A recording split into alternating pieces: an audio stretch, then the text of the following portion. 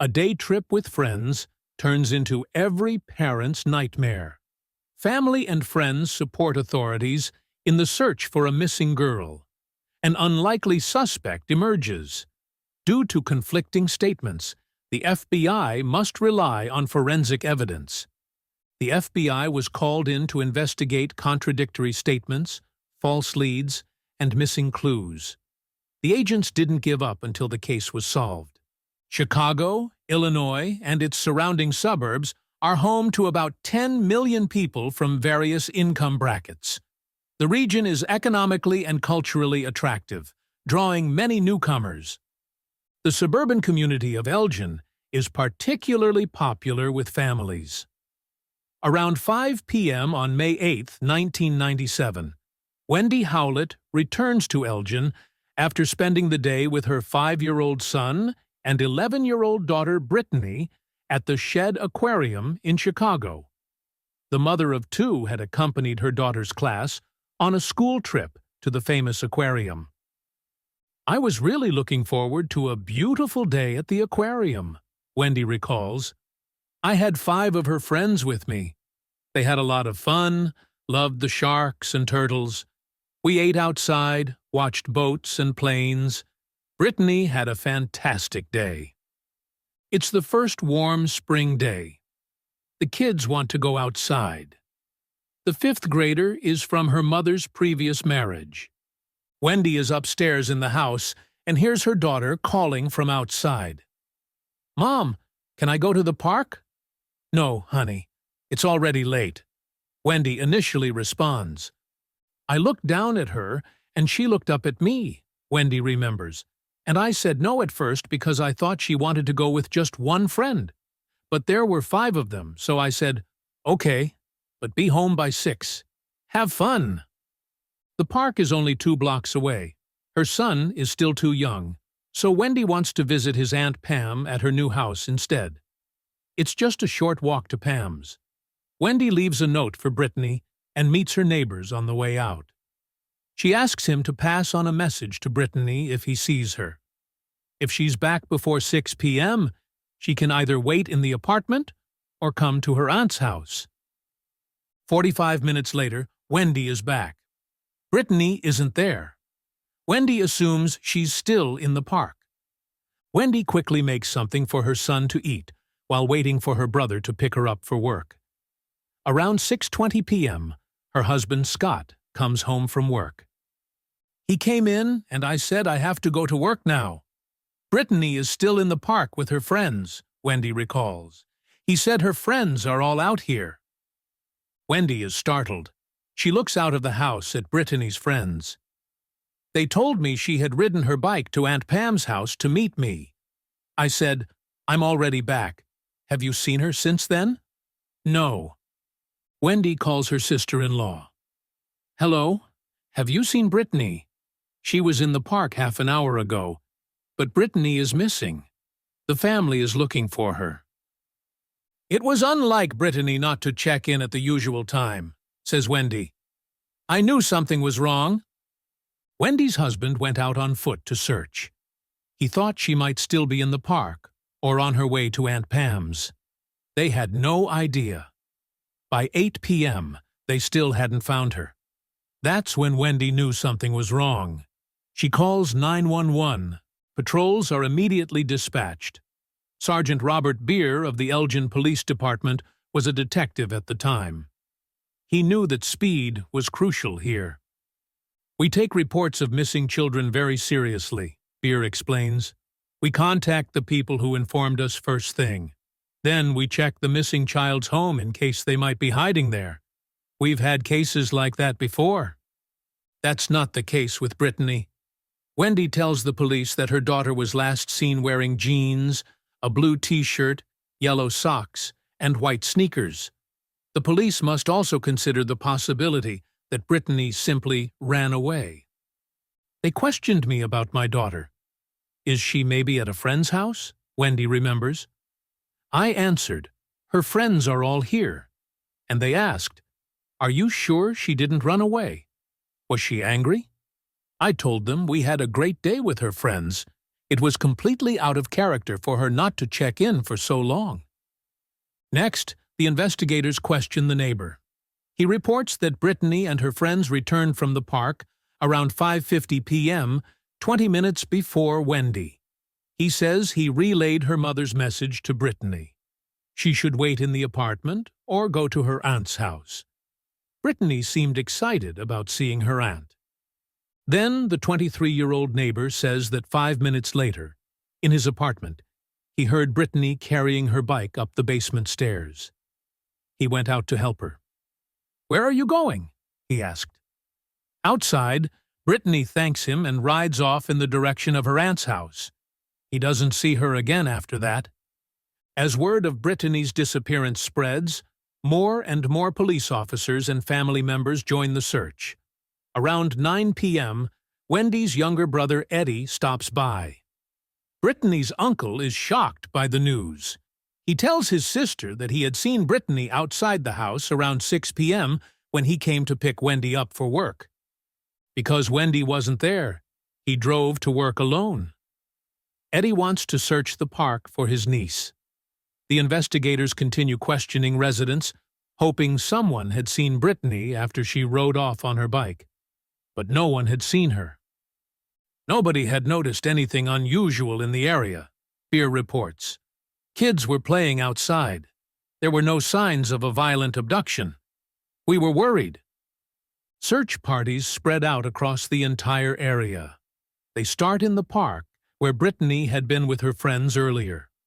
A helicopter supports the search. Brittany and her bike seem to have vanished into thin air. Night falls, and the search parties are exhausted and discouraged.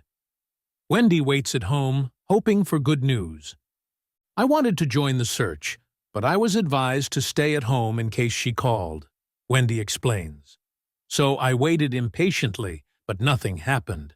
My whole family was out there searching for her. They combed through parks and were out all night." Wendy tries to keep her composure, but after 6 hours of anguish, she breaks down. She was very shaken, very emotional, very worried, completely desperate, with no way out. Beer remembers. "We assured her we were doing everything humanly possible. We wouldn't give up until we found her." The investigators search the apartment building again for clues. Surprisingly, they find Brittany's bike in the basement. It's not locked, very unusual for Brittany. The bike is her pride and joy. The neighbor had reported that he didn't see her come back. The investigators suspect that the bike was brought back before 6:20 p.m., before her stepfather came home from work. Several police officers searched the police database.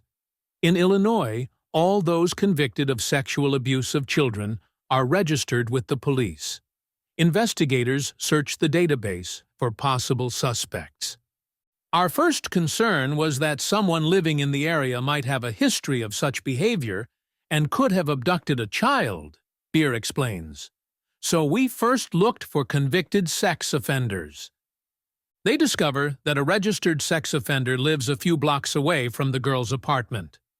The man is currently homeless and lives in his van. The officers know where he parks at night. If the missing girl is there, the investigators don't want to provoke him into a desperate act. But Brittany isn't there. Nothing in the van suggests Brittany was ever there. The man claims to know nothing about the girl and gives the officers a description of his daily routine. His statements check out, giving him an alibi. Family and friends are questioned again, hoping to possibly get new information. Wendy's parents live a few kilometers away, along with her 20-year-old brother, Wendy's brother, Eddie Milka. Eddie had last seen Brittany around 6 p.m. The family believed Eddie was one of the last people to see her. "We wanted to find out from him if Brittany had possibly told him where she was going, or if he had driven her somewhere," Beer explains. Eddie seems tired, but the investigators want to question him now while the memory is still fresh. When they ask him to come to the station for a statement, he seems offended by this request. He blurted out, "Why? Do you think I abducted her?" That disturbed us a bit. This reaction was odd. We hadn't accused him, we had asked for help, Beer remembers. Despite the sudden outburst, Eddie agrees to make a statement at the police station. "Can we take a look at your car?" the investigators ask. "Sure," Eddie replies. He also allows a search of his car to clear up any suspicions. In such a search, we pay particular attention to clothing items that might belong to the victim, Beer explains. Not that we expected to find anything, but that's standard procedure. There's a trash can on the back seat and a vacuum cleaner in the trunk. That wasn't surprising because Eddie had told us that he and Wendy earned their money that way. They cleaned buildings in the evening, says Beer. Eddie accompanies the officers to the station. The investigators hope to get important clues from him for the search for his niece Brittany. She's still out there somewhere, and no one knows if she's still alive.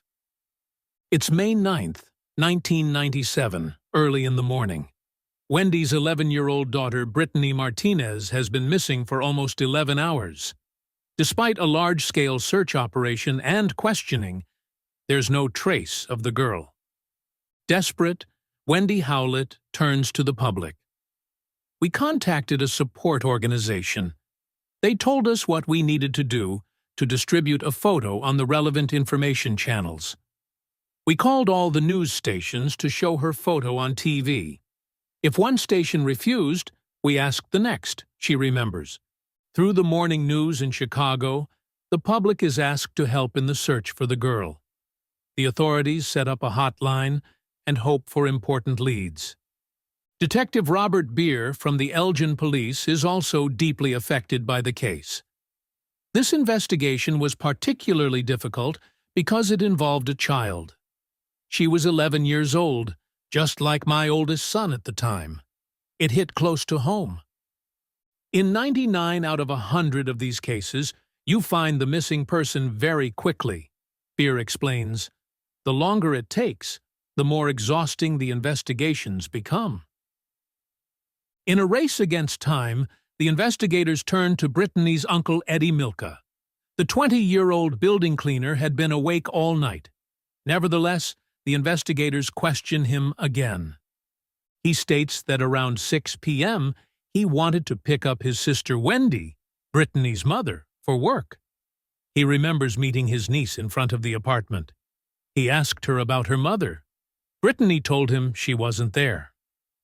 I had to go to work, so he said goodbye to Brittany and left without his sister around 6:15 p.m., Beer reports. Eddie can't remember exactly if Brittany had taken her bike into the house. At 6:45 p.m., he stopped at a store to buy cigarettes. He stayed at work until 8:30 p.m. Around 9 p.m., he learned of Brittany's disappearance. Then he searched 2 parks for Brittany, where he knew she often played. But he couldn't find her either. After that, he went to friends. He admits to smoking marijuana there.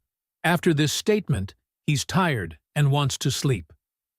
At some point, he said, "Guys, I really have nothing more to say. I want to go now. I'm tired. I want to go home." Beer remembers. The questioning had already lasted 3 hours. There was no reason to keep him there any longer, so we took him home. Time is of the essence. The Elgin Police contacts the FBI field office in Chicago. Agent Karlstrom knows from experience that the survival chances for abduction victims drop dramatically after 24 hours. The first hours are crucial. From our work, we know that the child's chances get worse with each passing hour, and we want to find the child alive, he explains.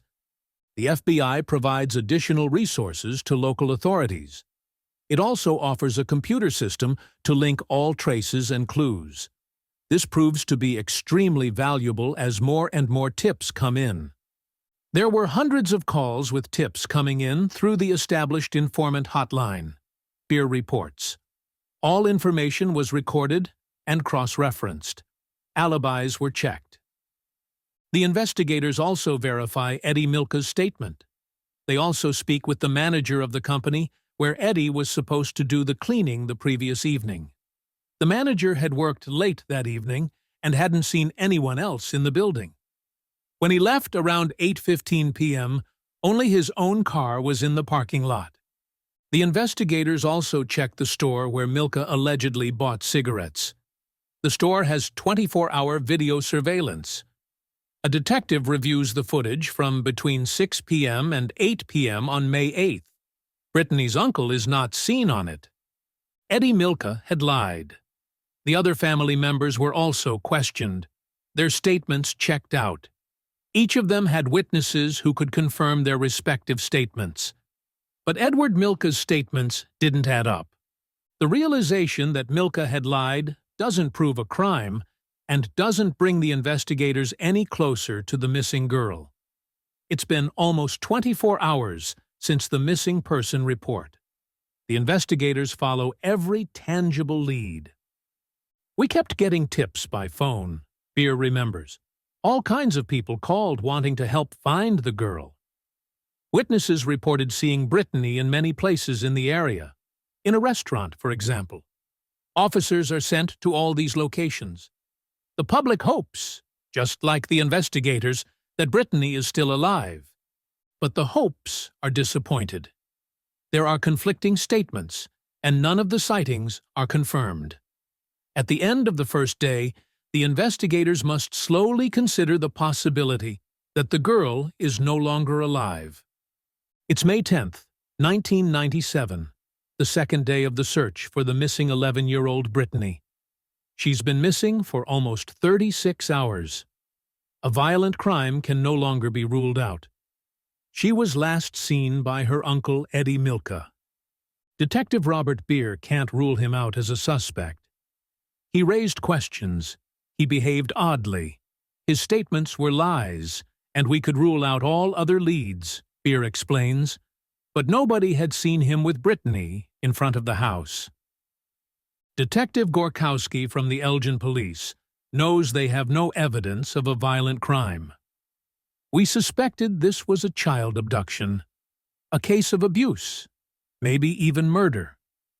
But there was no body. We had no proof, and that made it very difficult for me, he remembers. On the morning of May 10th, Detective Gorkowski receives a message from Brittany's mother. Her brother, Eddie, wants to talk to the police again. We wanted to question him again. We wanted a voluntary statement. He was supposed to give us as much information about himself as possible. Of course, we welcome this opportunity, says Gorkowski. Wendy Howlett says her brother is a bit slow. As a child, he was in a special education school. As far as she knows, he has few friends and no girlfriend. The investigators question him in an interview room for families.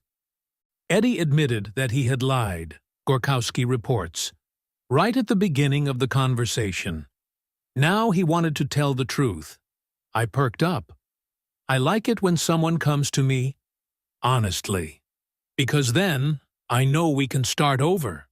We can bring the truth to light. An honest dialogue can develop. Eddie admits to consuming marijuana before meeting Brittany, but he sticks to his statement that he drove to work around 6:15 p.m. and left his niece in front of the house. Milka says that he saw the manager's car in the company parking lot and didn't want to encounter him under the influence of drugs. He claims to have waited until his boss left at 8:15 p.m. before entering the building. The detectives know that's not true. We confronted him with the lie, Gorkowski says. You weren't at work at 8:15 p.m. The manager hadn't seen anyone when leaving the building at that time. Eddie replies, Could be. Maybe I got the time wrong. He doesn't say more. If he knows where Brittany is, he's keeping it to himself. The investigators try a new approach. I asked if he could imagine where she was. After all, he had last seen her, Gorkowski reports. He rubbed his temples and closed his eyes. Then he said she was in Elgin, near Elgin. She was wet and cold. He kept saying that over and over. We asked if she was breathing, Gorkowski continues. He said no. We asked if she would be bleeding. No, she wasn't bleeding. Milka asks for a cigarette. I know she's dead, he says. He paces back and forth and mumbles something. Then he asks the detectives to write down the following. Milka claims to have a vision. Brittany is supposed to be sitting in an old gray car with two men drinking beer. He also sees farmhouses, a dirt road, rocks, and a creek. The men had touched her all over her body. But that wasn't all. He told about the men and said, I know she's dead. I have to tell my sister, Gorkowski remembers. He hugged me and started crying. Wendy Howlett is called to the station. She notices that her brother had been crying and asks what he wants to tell her. Eddie Milka changes his statement again. He looked at me and said, It wasn't me. They're putting words in my mouth. I want to go home. They say Brittany is dead, but she's probably still alive. We have to find her, Wendy reports. Milka doesn't admit to any crimes in his statement about the visions. Therefore, the police can't detain him. Wendy takes him home. The investigators question the friends with whom Milka had smoked marijuana the day before Brittany's disappearance. They confirm that he was with them until shortly before 6 p.m. and then left for work. He was supposed to come back later to finish watching the baseball game. When he came back around 10:30 p.m., he was agitated and crying, the friends report. He told us that his niece Brittany was missing. Then they drank beer and watched the rest of the game. Eddie left the house around 1 a.m. The friends can't say more than that. Still no evidence that Milka abducted the girl. And the investigators don't know where Brittany is now. A week had passed, and we still had no trace of her, Beer remembers. She might have been fine. Maybe she was released. Some of these cases end like that. A dangerous criminal abducts them and later releases them. On May 17, 1997, a couple is paddling on the Kishwaukee River, about 28 kilometers from Elgin. The two make a gruesome discovery. A girl's body is lying on a sandbank. Her upper body is naked, and she's heavily decomposed.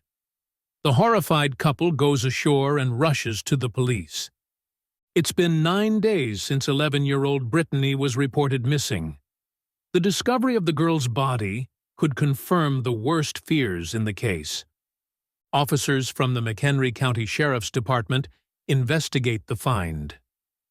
We didn't know immediately who it was, an officer explains, so we looked through the data from other authorities to match the body find with missing person reports. The Elgin police and the FBI are called in to identify the body. FBI Special Agent Karlstrom knows what clothes Brittany was wearing when she disappeared. The body on the sandbank wasn't wearing a t-shirt, but the rest matched pretty closely, he reports. The dark hair, the jeans, the socks, and the tennis shoes.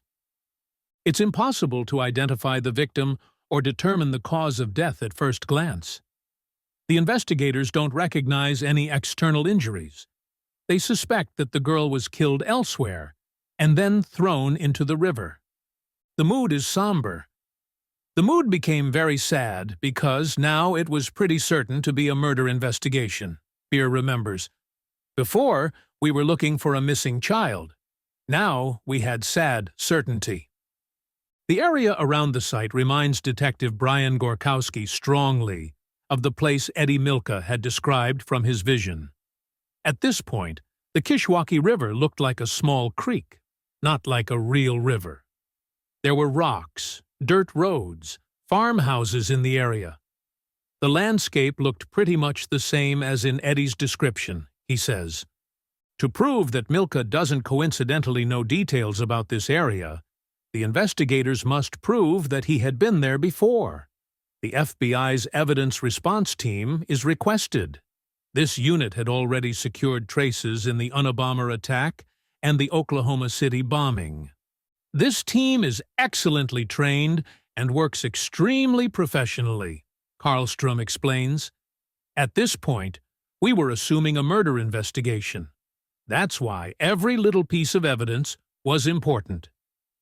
The forensic technicians take soil, water, and plant samples. They also collect the insects populating the body.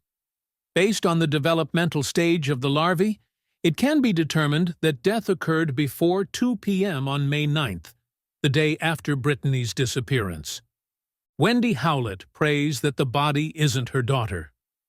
"I was still hoping it wasn't my daughter," she remembers. "I didn't wish this on anyone else, but it shouldn't be my little girl either." 2 days later, dental records confirm that it really is Brittany. A medical examiner determines death by suffocation. 2 strips of duct tape are removed from her mouth and face. There's a large bruise on her cheek. The investigators discover a bite mark in it. Brittany's pants aren't buttoned properly, and her underwear is on inside out. Her hymen is torn. The medical examiner concludes that Brittany was raped shortly before or immediately after her death. Processing all tissue samples would take months. Special Agent Karlstrom is deeply affected. I didn't sleep after that. Seeing her there like that, what had happened to her? It didn't leave me cold. Detective Robert Beer hopes that the discovery of the body and her clothes will provide enough evidence against her murderer. The girl was dead. We had to inform the family. From this point on, we could fully concentrate on the evidence, he says. For 11 days, Wendy Howlett had hoped that her daughter was still alive. Now that hope is destroyed, her greatest fear has come true. "That was the worst moment of my life when I found out it was my daughter," she remembers through tears. "I can't describe that pain. She was my little girl. I wouldn't wish this on my worst enemy." About an hour after the certainty that it was her, I smashed everything in her room, Wendy continues. Then I was even more upset, because they were her things I was destroying. I still had hope, even though I knew better. The investigators puzzle over why Brittany's body was found 28 kilometers away from where she lived. Lieutenant Jean Larson asks her mother if she knows the place. Then she mentioned that her father had worked for the railroad until his retirement, and the family had visited the Railroad Museum in Union, Illinois almost every summer, Larson reports. That's very close to where Brittany was found. Eddie had often been there too. The investigators obtain a warrant for taking blood, saliva, and hair samples from Eddie Milka. This will provide the FBI lab with a DNA profile that can be compared with all other traces found on Brittany and her clothes. Dental impressions are also taken from Milka. "Please open your mouth," the dentist instructs Eddie. He will compare the impression with the bite mark on Brittany's cheek. The dentist compares the impression with an enlarged photo of the bite mark. It seems to match. However, due to the advanced decomposition, the bite mark is distorted. Therefore, no definitive match can be established. The traces are incomplete. There's still no clear evidence for an arrest warrant. The investigators obtain a search warrant for Milka's car, which he had presumably used to take her to the river. The soil samples found on the vehicle can't be attributed to any specific region. Are there still usable traces in the interior? Amidst the trash on the back seat, the agents find a drink cup from a fast food chain. There are dried red spots on the lid, presumably blood. There's also half a handprint from Milka. Brittany's fingerprints and those of her mother are also found. There are also red spots on the floor mat. The fibers of the floor mat and the seat upholstery are secured. Over 140 items are seized from the vehicle and handed over to the FBI lab. The laboratory tests would take months. That's why Lieutenant Larson asks the relatives if anyone had ever been injured in the vehicle. Brittany's maternal grandmother remembers that the 11-year-old once had a nosebleed during a family outing. Brittany's other grandmother says she was also there that day, but doesn't remember the nosebleed. The Milka family unanimously claimed that Brittany had a nosebleed on this trip. The other side of the family said something completely different. This could explain the blood traces in the car. It's one statement against another. The Milka family is sure that Eddie didn't kill Brittany. The most difficult part of the investigation was that a family member was suspected, Beer explains. Of course, that causes problems within the family, when one of them could be the perpetrator. We wanted the family to cooperate, and that's difficult when one of them could be the perpetrator. The evidence points to Eddie Milka, but contradictory witness statements and the lack of solid evidence make a murder charge against him currently impossible. By early December 1997, 6.5 months have passed since the body of 11-year-old Brittany was found in a river 28 kilometers from her home. Her uncle, 20-year-old Eddie Milka, is the main suspect. He agrees to provide hair, saliva, and blood samples, although his closest relatives believe he's innocent. Without solid evidence, the FBI and local authorities can't charge him with murder. For months, specialists at the FBI Crime Laboratory in Washington, D.C. examine each of the many pieces of evidence secured during the investigation. Scientist Karen Lanning examines Brittany's clothing items. We examined her clothes in a room specially set up for taking fiber samples, Lanning explains. Evidence from perpetrator and victim and those from the crime scene are processed separately to avoid contaminating any traces. Lanning examines Brittany's socks, underwear, and jeans. Each item of clothing is searched for foreign fibers and hair. On the inside of the jeans, the investigator finds a nylon fiber that differs greatly from the denim fabric. She compares the fiber with a fiber sample from the carpet in Milka's car. They match. She repeats the test 4 times. The result remains the same. The investigators assume that Brittany must have been in Milka's car without pants, because the fiber sample was found on the inside of the pants. But the fiber sample alone isn't enough as evidence, because this type of fiber is found in many cars.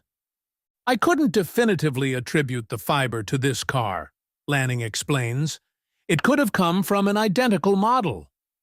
Now the investigators hope for the other pieces of evidence. Laboratory Director Catherine Tyson is responsible for the DNA testing department. She's supposed to determine whether there are traces of bodily fluids from the victim or the perpetrator at the crime scene. Brittany's clothing is too contaminated for a sample. When she was found, Brittany had been dead for about 9 days, Tyson explains. So the decomposition process had already begun, and this had contaminated her clothing. Instead, Agent Tyson focuses on the red spots on the drink cup and floor mat. It's human blood. Through DNA tests, she can determine whose blood it is.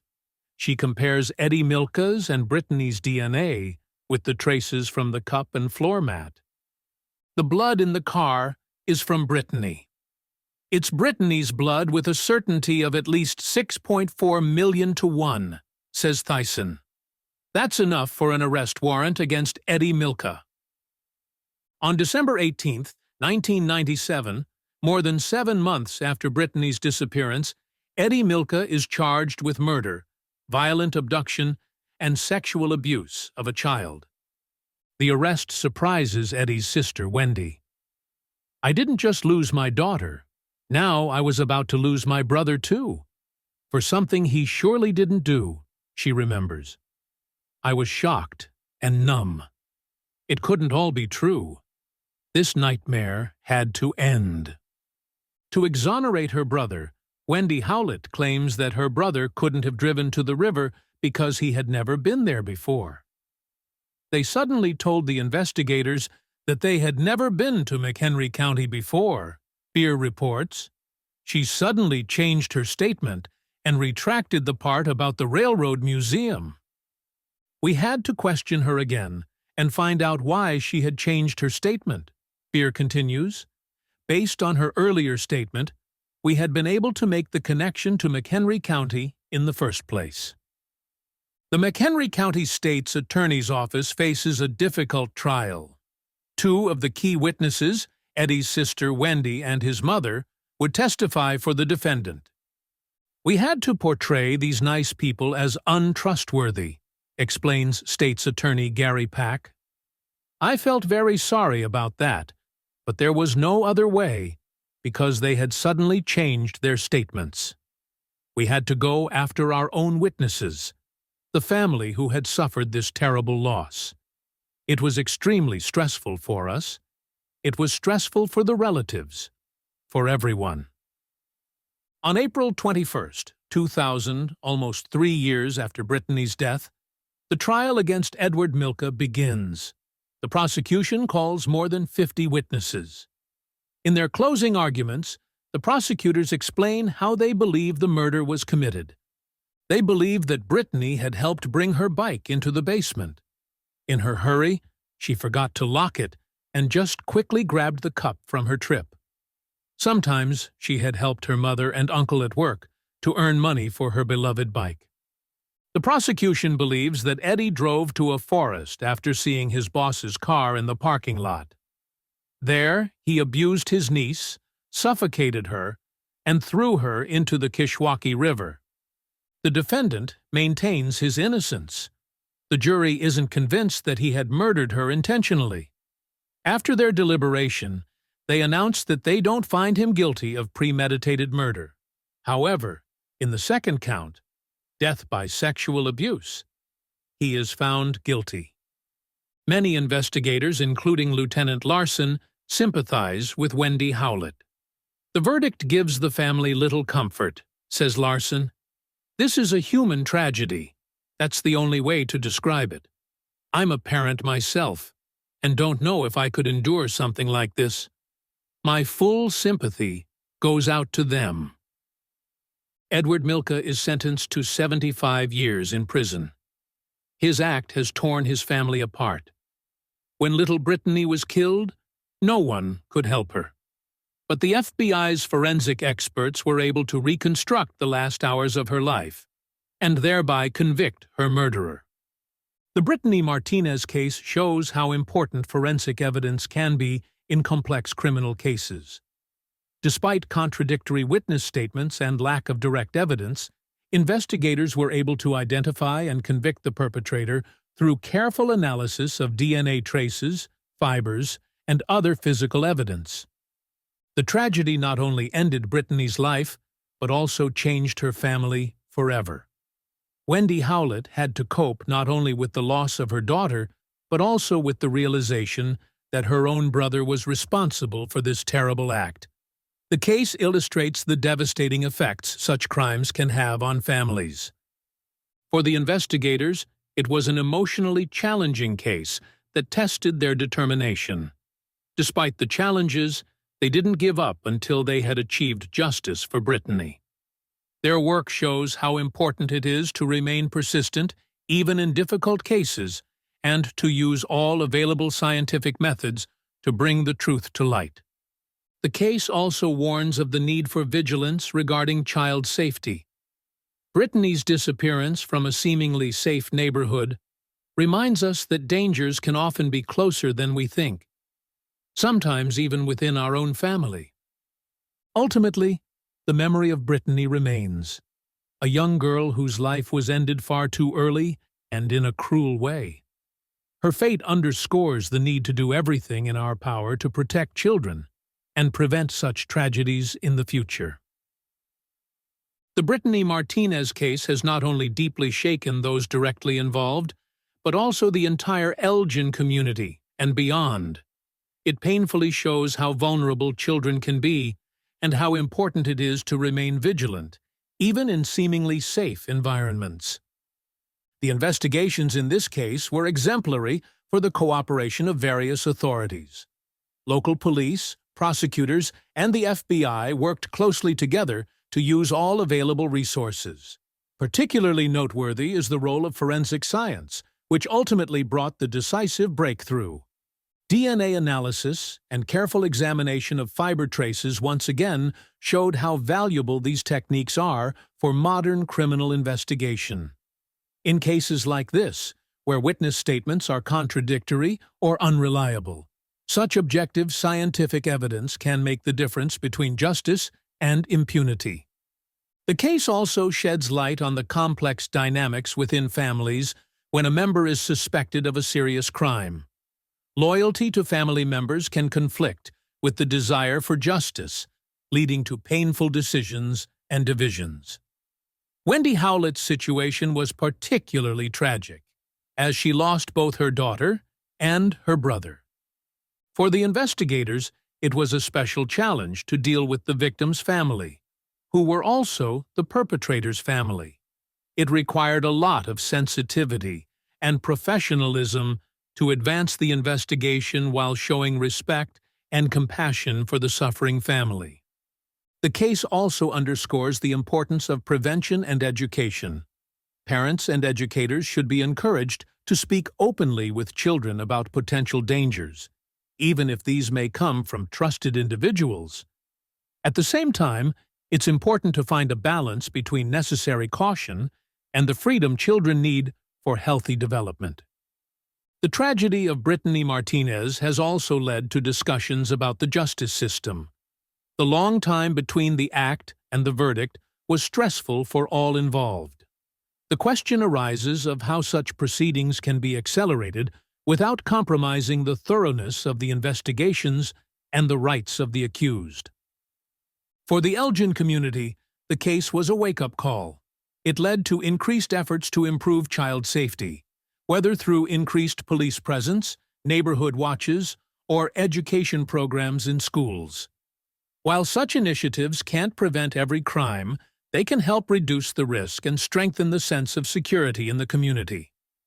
The case has also highlighted the importance of support systems for families of victims of serious crimes.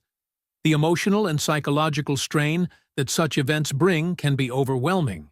Professional counseling and support groups can play a crucial role in coping with grief and trauma. For law enforcement agencies, the Brittany Martinez case was an important learning experience. It showed how important it is to exhaust all possibilities of modern forensics, even if there are initially no obvious traces. The patience and perseverance of the investigators, who meticulously followed every lead for months, were crucial to the success. The case has also reignited the debate about the rehabilitation of sex offenders. Eddie Milka's Act raises the question of whether and how such perpetrators can be effectively treated and possibly reintegrated into society, or whether the protection of potential victims must have absolute priority. For the public, the case was a shocking insight into the dark sides of human nature. It reminds us that crimes are often committed by the people we trust the most. This underscores the need to remain vigilant without falling into paranoia. Media coverage of the case was intense and not always unproblematic. On one hand, it helped to inform the public and mobilize help in the search for Brittany. On the other hand, the constant attention placed additional strain on the family and sometimes led to premature conclusions in the public eye. Despite the tragic outcome, the Brittany Martinez case has also brought about positive changes. It has raised awareness about child safety, improved cooperation between various law enforcement agencies, and underscored the importance of forensic science in criminal investigation. For the investigators who worked on the case, it remains a formative experience. Many of them emphasize that the memory of Brittany motivated them not to give up even in difficult moments. Their commitment shows how important it is for law enforcement agencies to work not only professionally, but also with compassion and determination. The story of Brittany Martinez will resonate for a long time. It reminds us how precious and vulnerable life is, especially that of children. It warns us to be vigilant, to stand up for each other, and to do everything in our power to prevent such tragedies in the future. Ultimately, the Brittany Martinez case is more than just a solved criminal case. It is a poignant reminder of our shared responsibility to create a safer world for our children. It is up to all of us to learn from this tragedy and ensure that Brittany's short life was not in vain. While the legal aspects of the case are concluded, the emotional processing remains a lifelong task for many involved.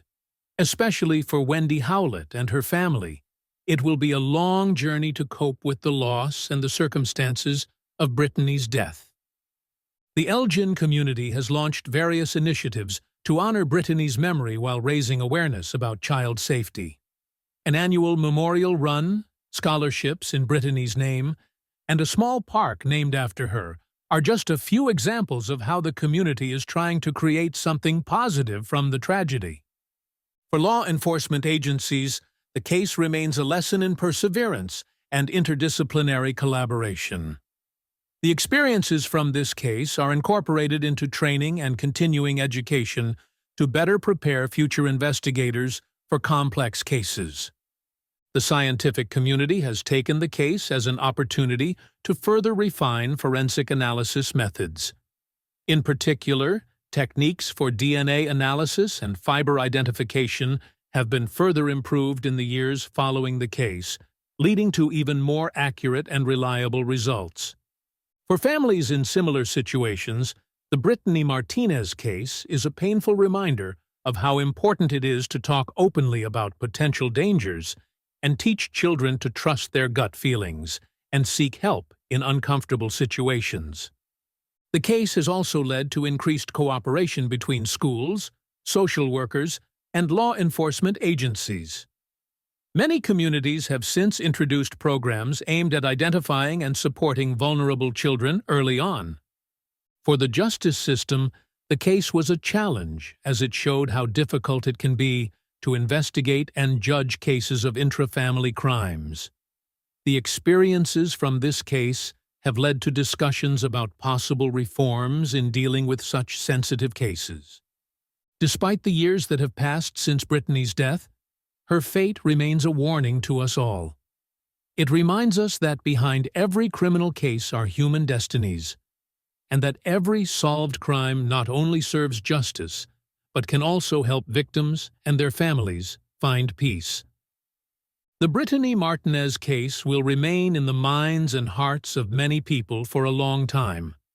It stands as a symbol for the vulnerability of the innocent, the complexity of human relationships, and the relentless search for justice. May Brittany's memory remind us all how precious every life is, and how important it is to be there for each other and to look out for one another. In the end, this case serves as a stark reminder of the importance of child protection measures, the value of forensic evidence in criminal investigations, and the profound impact that such crimes have on families and communities. It underscores the need for ongoing vigilance, education, and support systems to protect the most vulnerable members of our society. The legacy of the Brittany Martinez case continues to influence law enforcement practices, forensic science, and public awareness about child safety. It stands as a testament to the dedication of investigators who refuse to give up, the power of scientific evidence in solving crimes, and the resilience of a community in the face of tragedy. As we reflect on this case, we are reminded of the importance of cherishing and protecting our children, of the need for constant vigilance in our communities, and of the power of justice, even when it comes after a long and difficult journey. Brittany's story, while tragic, has become a catalyst for change and a powerful reminder of our collective responsibility to create a safer world for all children.